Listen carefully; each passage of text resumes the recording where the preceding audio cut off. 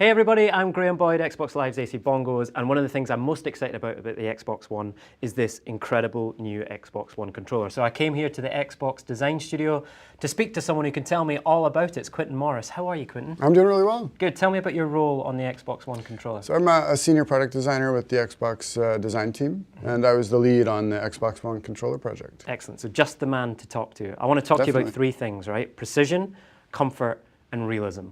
Core gamers know there's a lot of different ways you hold the controller. You know, as a first-person shooter guy, I'm really about how fast can I pull this trigger? You know, how fast can I hit this bumper to active reload? Having those experiences, you understand kind of what's important to a core gamer and what's really going to influence their gameplay. This sits in the hand better, right? There's some changes here that then give you a better range of motion, right? Which is going to improve your gameplay. First off, the battery now exists inside the body of the controller, which was technologically a very difficult thing to do.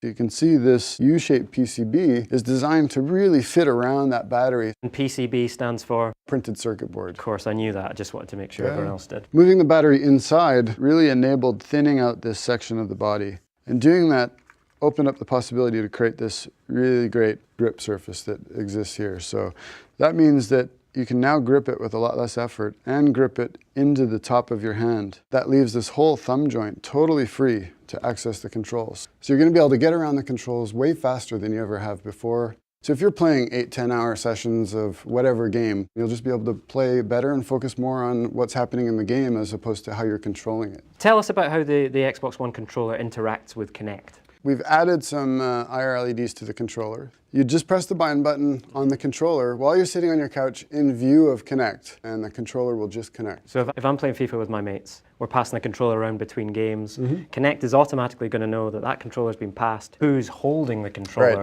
as well as which controller. Yeah, so you can get in and focus on playing the game and enjoying your time with your friends. Real hardcore FPS players, they love wired controllers, right? That's all they play with. You can connect this with USB to the Xbox One and it instantly becomes a wired controller. Right. This is new. This is something we haven't done before, but as soon as you plug it in, all the data will be sent over the cable. So you're getting now a wired and wireless controller in one. Tell us about some of the changes you've made to make sure it feels more comfortable. We reduced the spacing just a little bit between the ABXY as well as on the bumper and trigger to really make it quicker to get around.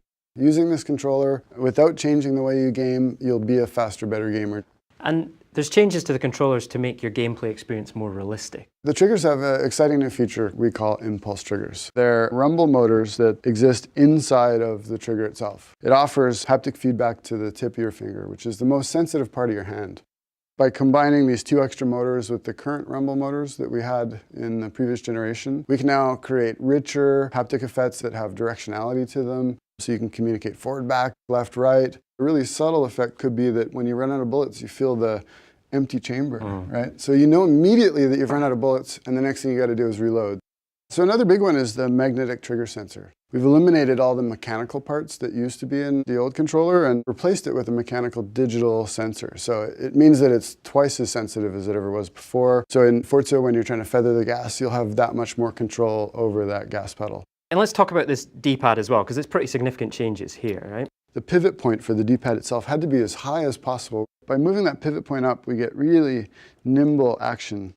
We've combined that nimble action with a new type of switch under the D-pad itself. It's got really crisp feedback, so you know immediately once you've pressed it. All right, let's talk about the thumbsticks as well, right? Something that when you're playing games, you're connected to the whole time. The thumbsticks, we made them slightly smaller in diameter. By making them smaller, your thumb's closer to the center. We've maintained the ridge that was so characteristic of the Xbox 360 controller, which is a great feature for pulling back, and added texture to the outside so that when you're pushing, you can get really good grip.